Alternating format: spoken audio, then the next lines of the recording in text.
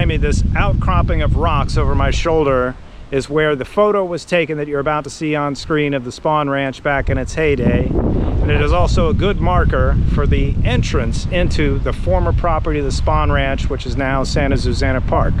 We're going to head into the brush and check out the location and see what remains of Spahn Ranch, the former home of the Charlie Manson family and Charlie Manson, his evil self.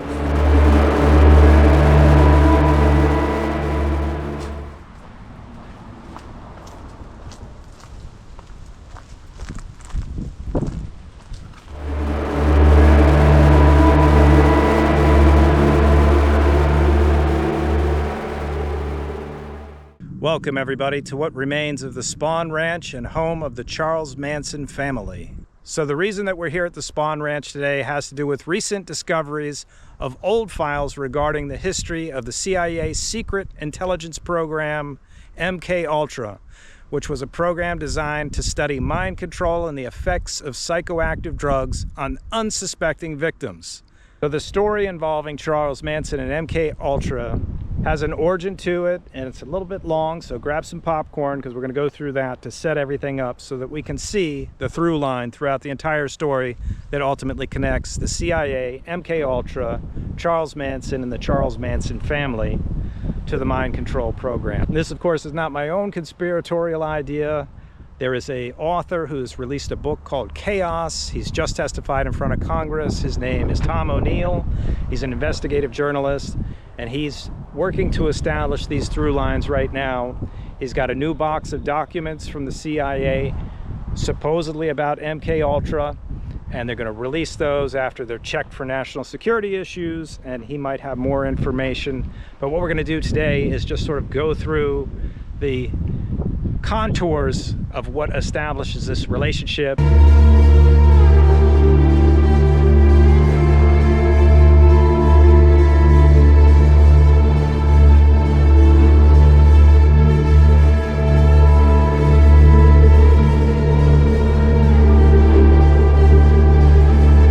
So I'm basically making my way around what's left of the Spahn Ranch property, and I've come to the cliff that leads down to the creek, which is where the cave is, where the Manson family did their photograph for Time Life magazine, which we're going to check out. And we're going to walk over to the edge here. Supposedly after the property had burned down, the state came in and bulldozed the entire town that you saw in the photograph there and pushed the remnants, what was left of the burn, over the side down into the creek. And we're going to see if we can catch any glimpse of any remnants. I don't know if we will be able to, because we're looking at a lot of years since, decades.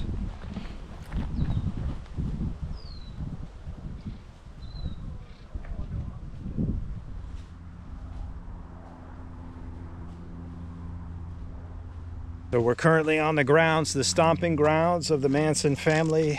This is where they dosed LSD, took other kinds of drugs, and just zoned out. Were put under crazy mind control regimens by Charlie and hung out and did their stuff. Looks like right here we're coming up on the famous Manson Rocks right here, where the family was photographed by Life magazine. So as you can see, this is the famous Manson cave right here. The family was positioned under here for a Life magazine shoot when Life magazine came out to the Spahn Ranch to film the family. So they were basically all just huddled under this rock. Hopefully I don't get any bad juju or evil spirits inhabiting me, but this is where it was. This is where the freak show was captured. And now we're going to move on down the way and see if we can't see some more of the Manson family property here at the Spahn Ranch. Looks like they've got Satan, yeah, big celebration to Satan here. Gotta have that pentagram. Some other names carved in up there. Supposedly there is some family carvings here. I don't know if I'll be able to find them or not. Let's see.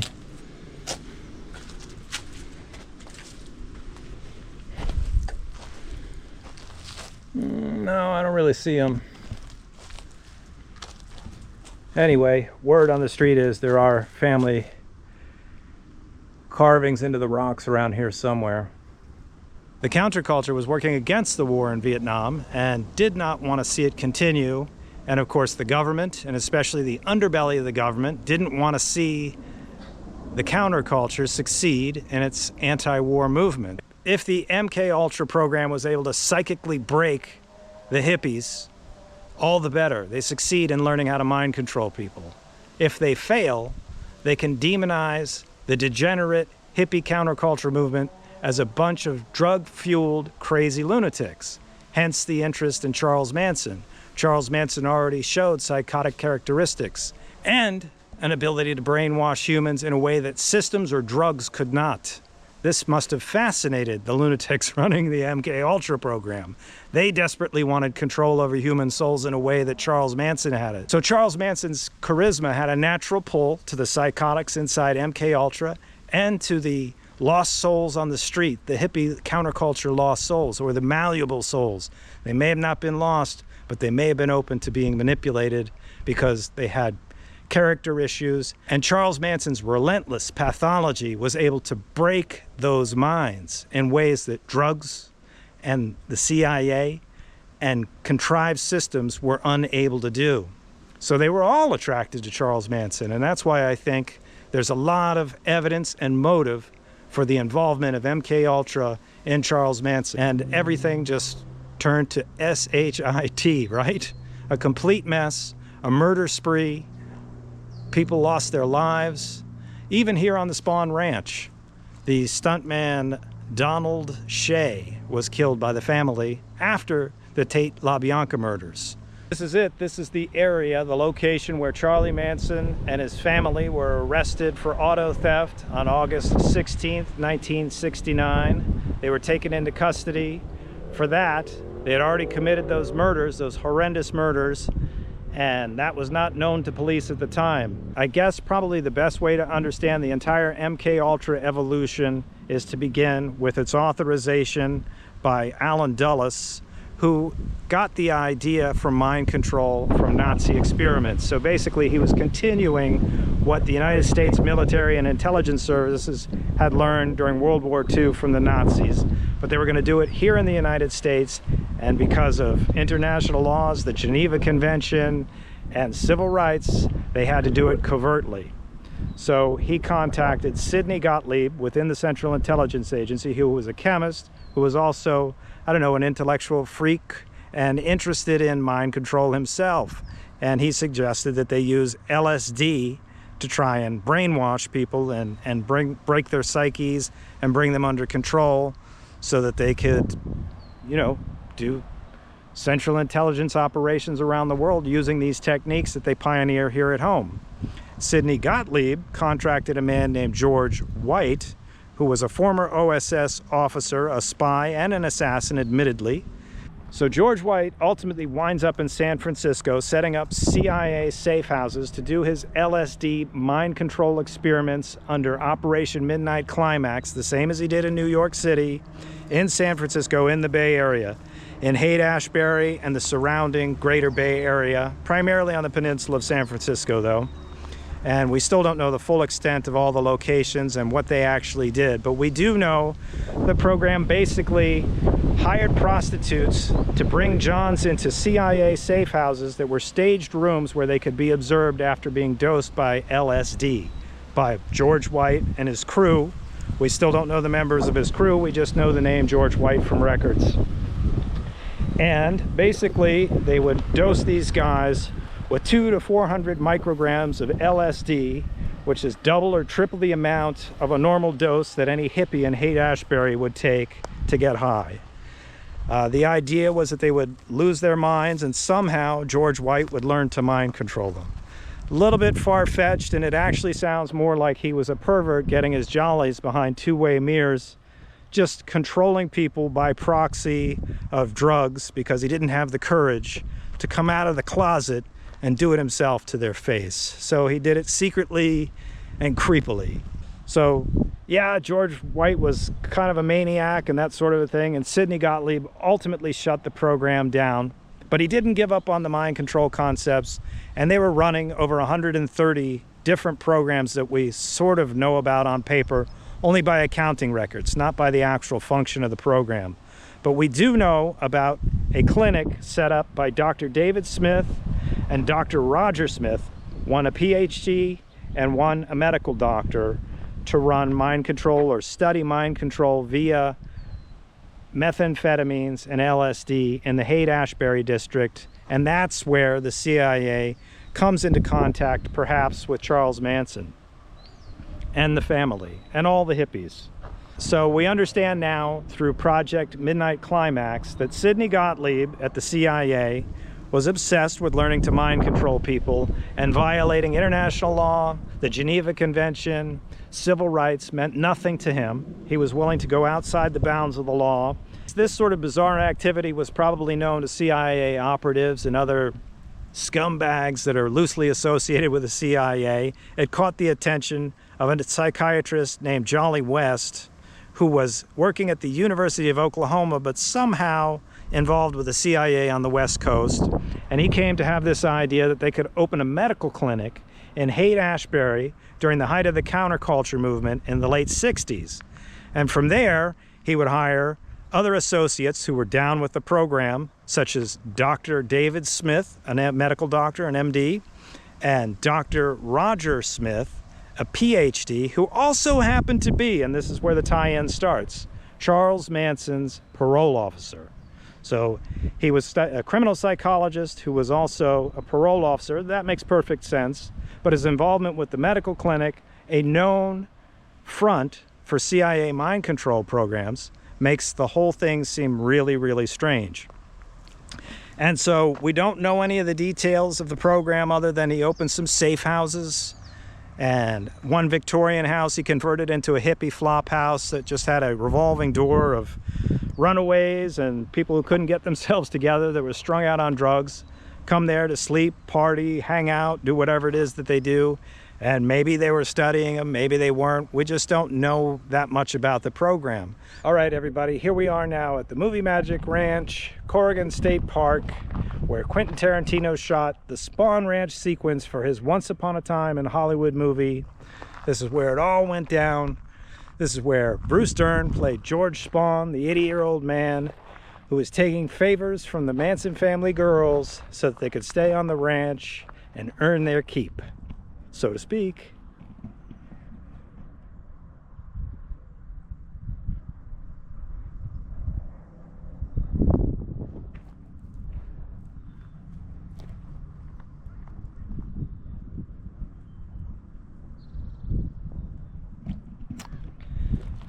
I guess we can also pick up where we left off. My camera overheated at the actual Spahn Ranch. Hopefully it was nothing to do with Manson's spirits. But we left off with Jolly West was just about to enter the picture. Jolly West and Sidney Gottlieb, the architect of the MK program, he formed an alliance with Jolly West, a psychiatrist and subcontractor of the CIA, who was very much on board with the whole concept of mind control using LSD and other psychoactive substances. So they set up a clinic in the Haight-Ashbury area, or right in Haight-Ashbury in San Francisco, at the same time that Manson was released from Terminal Island Federal Penitentiary and set to be on parole in San Francisco. So Manson was on parole in San Francisco by legal obligation.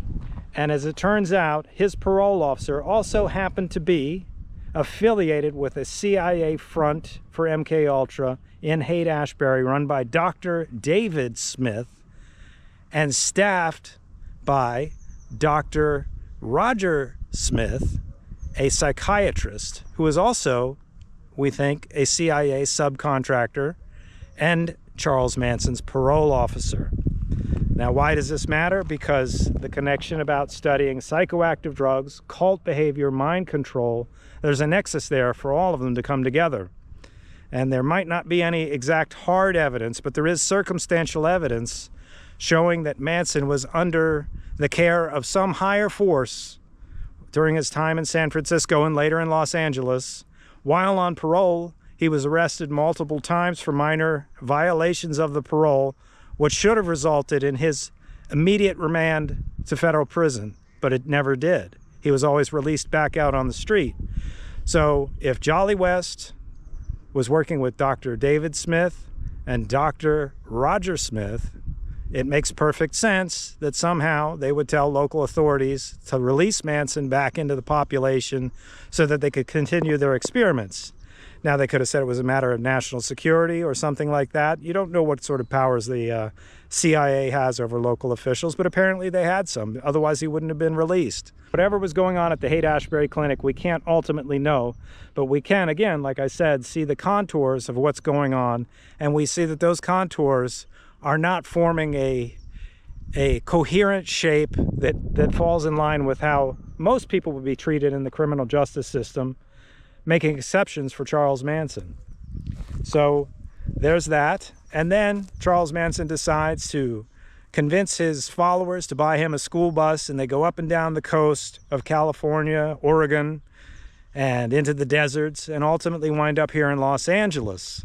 And they settle first in Topanga Canyon, down towards Malibu, and then wind up ultimately on the Spahn Ranch.